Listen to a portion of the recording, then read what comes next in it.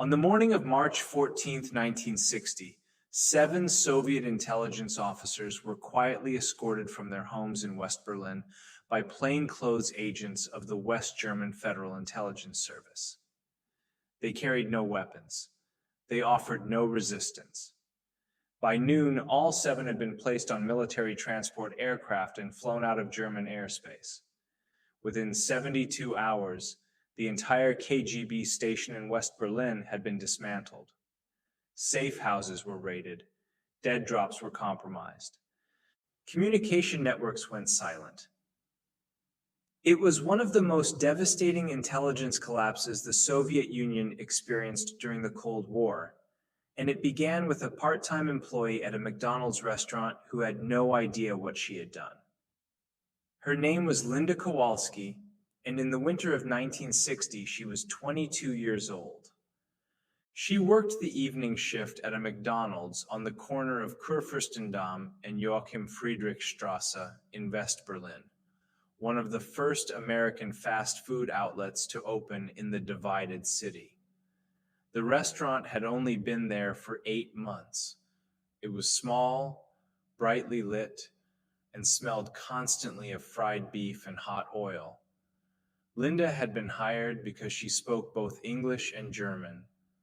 Her parents had emigrated from Poland to Chicago after the war, and she had grown up speaking Polish at home, German with her grandmother, and English everywhere else.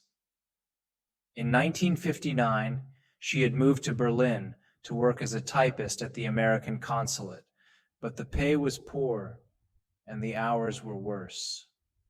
So she picked up shifts at McDonald's to cover her rent. She worked the counter. She took orders. She smiled. She handed people paper bags filled with hamburgers and fries. It was dull, repetitive work, and she never expected it to matter. West Berlin in 1960 was a city surrounded. It sat like an island in the middle of Soviet-controlled East Germany, accessible only by narrow corridors of air, rail, and highway. The Berlin Wall would not be built for another year, but the city was already divided. The eastern half was governed by the Communist German Democratic Republic, backed by Moscow. The western half was controlled by the Americans, British, and French. Between them ran an invisible line that separated 2 worlds. On one side, neon signs, jazz clubs, and American movies. On the other, gray apartment blocks, propaganda posters, and armed checkpoints. But the line was not impermeable. People still crossed, families visited, workers commuted, and beneath the surface of that daily traffic moved something else entirely, a vast, hidden apparatus of espionage. The Cold War was not fought with tanks and bombers, at least not in Berlin. It was fought with information. The Soviet Union operated networks of intelligence officers, informants, and couriers across the divided city. Their mission was to collect secrets from the West, to monitor military installations, to identify vulnerabilities, and to report everything back to Moscow. The Americans and their allies did the same in reverse. Both sides understood that the city was a battleground, and every conversation, every document, every defection could shift the balance. The KGB, the Soviet Union's primary intelligence agency, maintained a large and active presence in East Berlin. But their most valuable work happened in the West. Officers would cross into the American, British, or French sectors under false identities, meet with agents, gather intelligence, and return before anyone noticed. They operated out of safe houses, used coded messages, and relied on an intricate system of dead drops, places where information could be left and retrieved without direct contact, a rolled-up newspaper on a park bench, a chalk mark on a lamppost, a briefcase left beneath a cafe table. It was a system built on invisibility. And for years, it worked. Linda Kowalski knew none of this. She knew that Berlin was divided. She knew there was tension. But she did not think about espionage. She thought about rent, about her mother's letters from Chicago, about whether she would stay in Berlin or move back to the States. She thought about the customers who came into McDonald's every evening, most of them American soldiers or German teenagers trying to seem cosmopolitan by eating American food. And she thought about the man in the gray coat who came in every Thursday night at exactly 9:15. He was in his 40s, balding, with a narrow face and wire-rimmed glasses. He always ordered the same thing: 2 hamburgers, 1 black coffee, no fries. He never smiled. He never made conversation. He simply paid, took his order, and sat at the same table near the back window, facing the street. He ate quickly, folded the paper wrapper into a tight square, and left. Linda noticed him because he was so consistent. In her experience, people who worked nights, people who lived alone, people who were tired, they developed routines like that.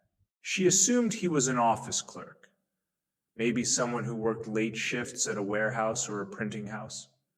She didn't think much of it until the night he left his briefcase. It was Thursday, March 3rd, 1960. The restaurant was nearly empty. Linda was wiping down the counter when the man in the gray coat walked in at 9:15, just like always. He ordered his 2 hamburgers and black coffee. He sat at his usual table. He ate in silence. And then, at 9:40, he stood up, folded his wrapper, and walked out. The briefcase was still under the table. Linda didn't notice it right away. She was busy cleaning the milkshake machine.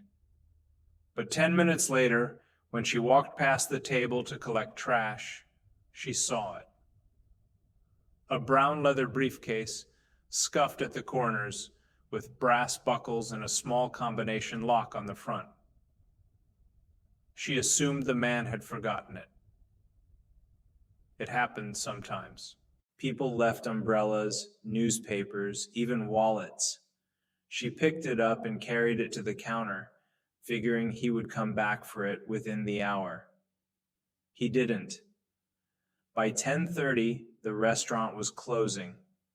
Linda's manager, a cheerful German man named Helmut, told her to put the briefcase in the back office. If the owner came back the next day, they would return it. If not, they would turn it over to the lost and found at the police station. Linda locked it in the office closet and went home. The man in the gray coat did not come back the next day or the day after that. On Saturday morning, Helmut told Linda to take the briefcase to the police station on Kahnstrasse a few blocks away. She wrapped it in a plastic bag, took the U-Bahn, and walked into the station just after noon. The officer at the desk was young, barely older than Linda. He took the briefcase, filled out a form, and thanked her. She signed her name, gave her address, and left. She thought that was the end of it. It was not. The briefcase sat in the lost and found room for 2 days. On Monday morning, a senior officer named Klaus Reimann was conducting a routine inspection of unclaimed items. He opened the briefcase to catalog its contents, as was standard procedure. Inside, he found a Leica camera, a spiral notebook, and a folded map of West Berlin. The map had markings on it. Small red dots along certain streets, blue circles around specific buildings, and handwritten notes in Russian. Reimann stared at the map for a long time. Then he closed the briefcase, locked it in his desk, and made a phone call. Within 2 hours, the briefcase was in the hands of the West Berlin Intelligence Liaison Office, a joint operation run by the CIA, British MI6, and the West German Federal Intelligence Service. 3 analysts examined the contents. The camera had been used recently. The film inside contained photographs of American military checkpoints, British consulate vehicles, and French signals equipment. The notebook was filled with coded entries, times, dates, and locations. The map was a working intelligence document, the kind used to track targets, plan surveillance, and coordinate operations. It was a KGB field kit. The analysts cross-referenced the markings on the map with known Soviet activity in the city. The red dots corresponded to dead drop locations. The blue circles marked safe houses. The handwritten notes referenced specific agents by code name. It was a complete operational map, the kind that should never have left Soviet hands. The question was, who had lost it? The briefcase had been turned in by a young woman who worked at a McDonald's. The police report included her name and address. Within 24 hours, Linda Kowalski was sitting in a small gray room at the Intelligence Liaison Office, answering questions. She was terrified. She thought she had done something wrong.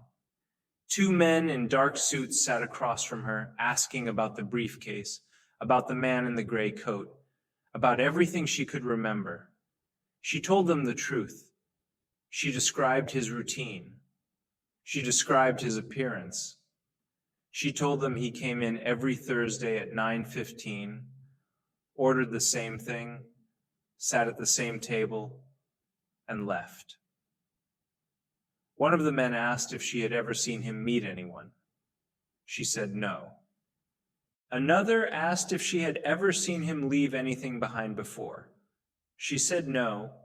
They asked if she knew his name. She did not.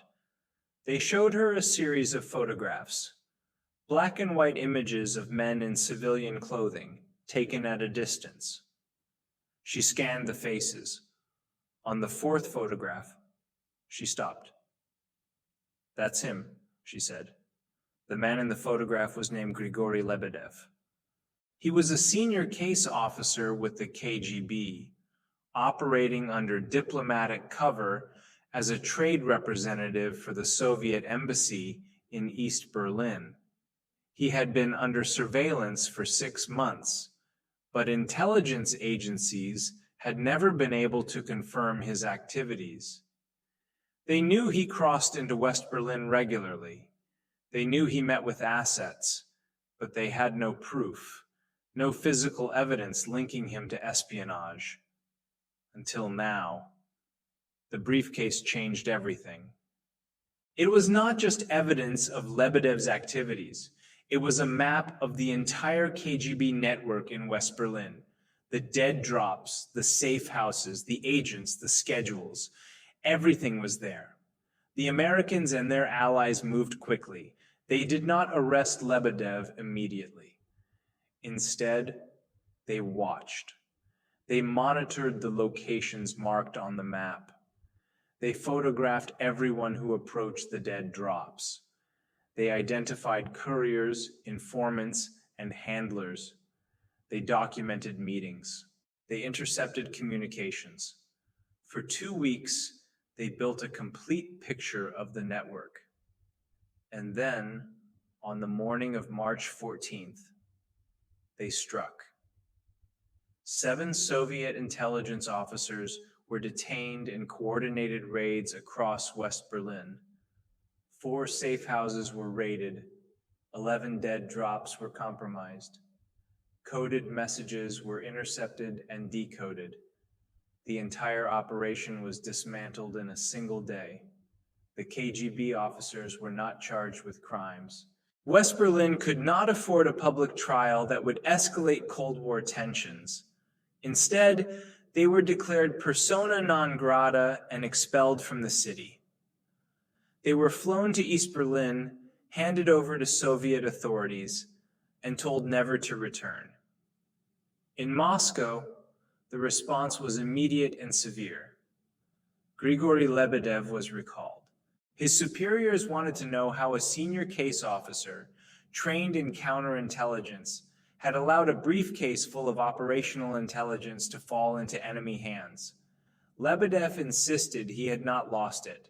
He claimed it had been taken, but there was no evidence of theft. The briefcase had been found at a McDonald's. There had been no surveillance, no confrontation, no indication of American involvement. It had simply been left behind. Lebedev was demoted, reassigned to a desk job in Siberia, and never allowed to operate in the field again. 3 of his subordinates were arrested on suspicion of negligence. 1 was imprisoned. The KGB's West Berlin network, which had taken years to build, was destroyed. In Washington, the CIA considered it one of the most significant intelligence victories of the early 1960s. They had not planted an agent. They had not broken a code.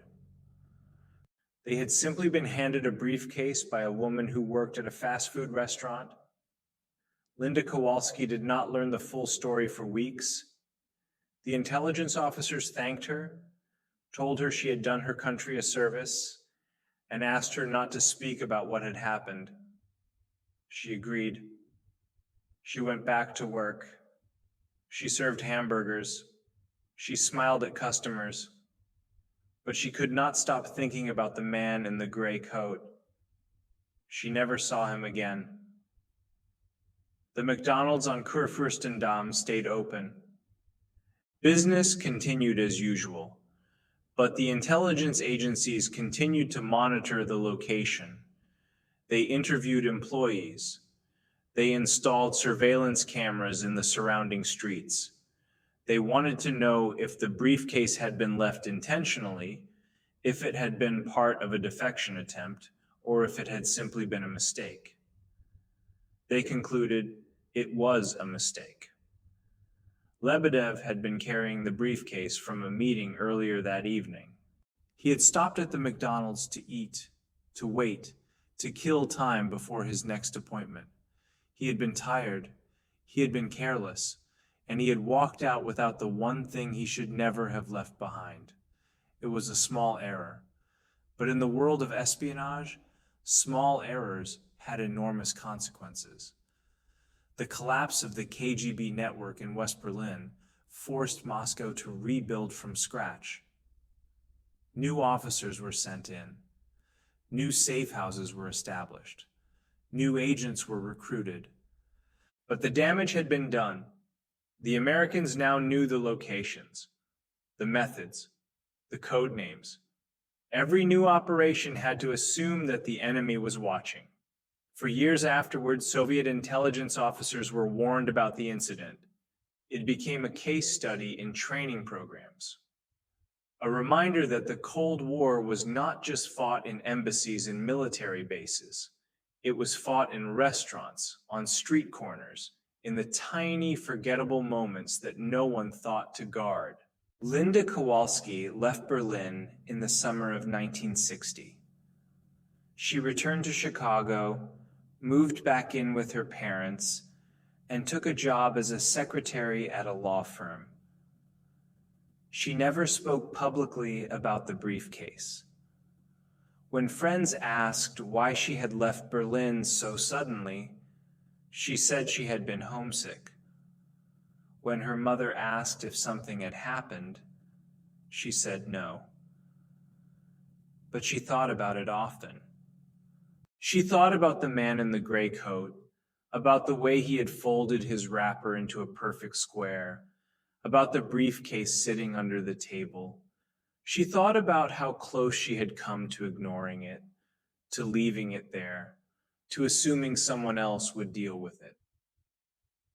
She thought about how much had changed because she had picked it up. In 1962, she received a letter from the U.S. State Department. It was brief, formal, and classified. It thanked her for her assistance in a matter of national security and informed her that her actions had directly contributed to the protection of American interests abroad. It did not provide details. It did not explain what had happened. It simply said, "Thank you." She kept the letter in a drawer for the rest of her life. The story of the briefcase did not become public until decades later, when declassified CIA documents revealed the details of the West Berlin operation. By then, the Cold War was over. The Berlin Wall had fallen. The Soviet Union had collapsed. The world had moved on. But the lesson remained. Intelligence agencies still teach it. They still warn their officers about complacency, about routine, about the danger of assuming that the ordinary is safe. Because the Cold War was never just about missiles and submarines and secret codes. It was about a briefcase left under a table. It was about a young woman who noticed something out of place. It was about the invisible machinery of espionage grinding to a halt because someone picked up a piece of forgotten luggage and turned it in to the police. Linda Kowalski died in 2003 at the age of 65 in a suburb of Chicago. Her obituary made no mention of Berlin, no mention of intelligence work, no mention of the briefcase. It said she had been a secretary, a mother, a grandmother. It said she had lived a quiet life. And in a way, that was true. She had not been a spy. She had not been a soldier. She had not chosen to be part of the Cold War. But for one brief, invisible moment, she had been at the center of it. And the world had changed because of her. The McDonald's on Kurfürstendamm is still there. It has been renovated, expanded, modernized. The counter where Linda worked is gone. The table where Grigory Lebedev sat has been replaced. But the building remains, serving hamburgers to a new generation of Berliners who have no memory of the wall, no memory of the checkpoints, no memory of the invisible war that was fought in their streets. Most of them have no idea that their city was once a battlefield, that every restaurant, every park bench, every telephone booth could have been part of an operation, that the man sitting next to them on the U-Bahn might have been carrying secrets that could shift the balance of global power. They do not know because that war was designed to be invisible. It was fought by people who looked ordinary, who acted ordinary, who blended into the rhythm of daily life so completely that no one suspected them. Until something went wrong. The briefcase was physical proof. It was not a rumor. It was not a suspicion. It was a leather case filled with maps, photographs, and notebooks, sitting on a desk in a West Berlin police station. It was evidence that could be touched, examined, and verified. And once it was in the hands of Western intelligence, there was no way to deny what it contained. That is what made it so devastating. The KGB could not claim it was a forgery.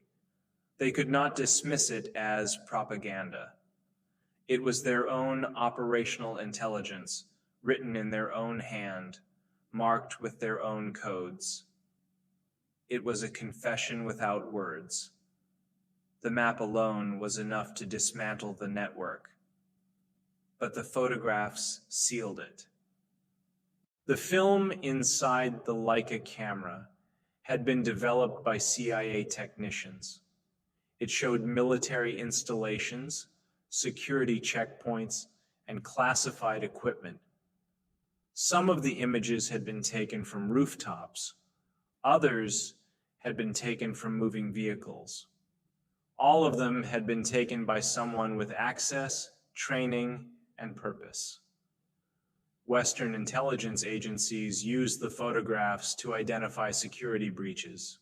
They discovered that certain checkpoints had been photographed from angles that suggested inside knowledge. They realized that some of the images could only have been taken by someone with access to restricted areas. They began internal investigations. They tightened security protocols. They reassigned personnel. 3 low-level clerks were quietly dismissed. 1 American soldier was court-martialed for selling information. A British embassy driver was arrested and sentenced to 12 years in prison. The briefcase had not just exposed Soviet operations, it had exposed the vulnerabilities that made those operations possible. For Moscow, the incident was a humiliation. The KGB prided itself on precision, discipline, and control. They trained their officers to be invisible, to leave no trace, to operate in enemy territory without detection.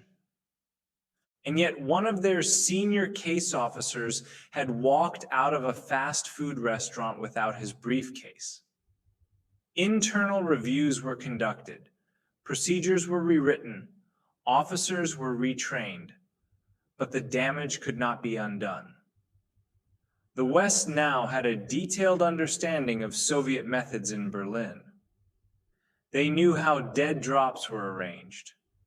They knew how couriers were contacted. They knew the schedule of surveillance, the rhythm of operations, the patterns that had once been invisible. It took the KGB years to rebuild, and even then, they operated with the knowledge that the enemy had seen inside their system. In the decades that followed, the story of the briefcase became a legend within intelligence circles. It was whispered in training sessions, referenced in case studies, used as a cautionary tale, but it was never made public. The CIA and its allies did not want the Soviets to know how much they had learned, and the KGB did not want to admit how much they had lost.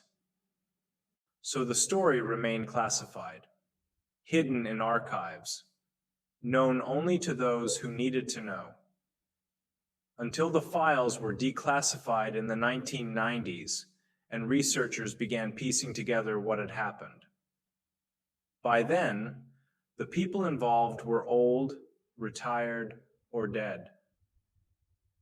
Grigory Lebedev had passed away in 1987, his career a footnote in Soviet intelligence history. Linda Kowalski was still alive, but she had no interest in revisiting the past.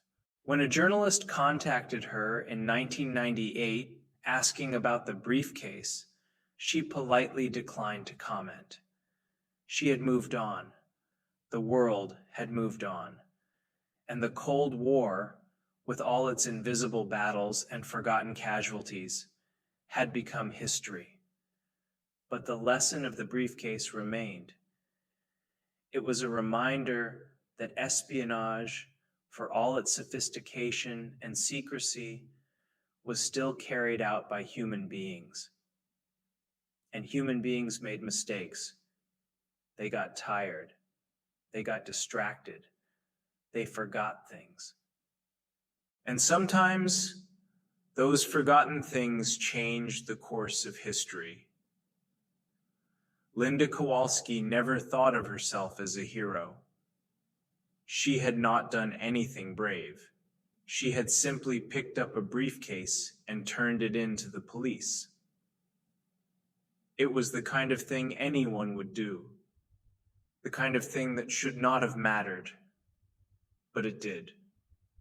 Because the Cold War was not just fought by spies and soldiers.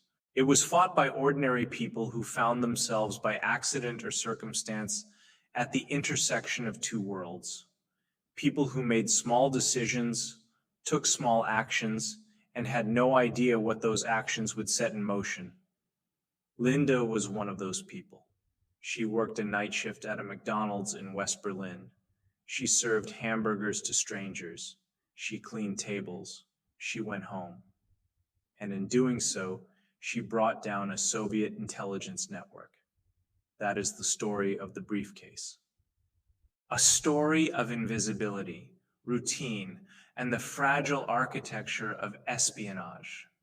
A story of how the Cold War hid inside ordinary life, waiting for a single mistake to bring it into the light.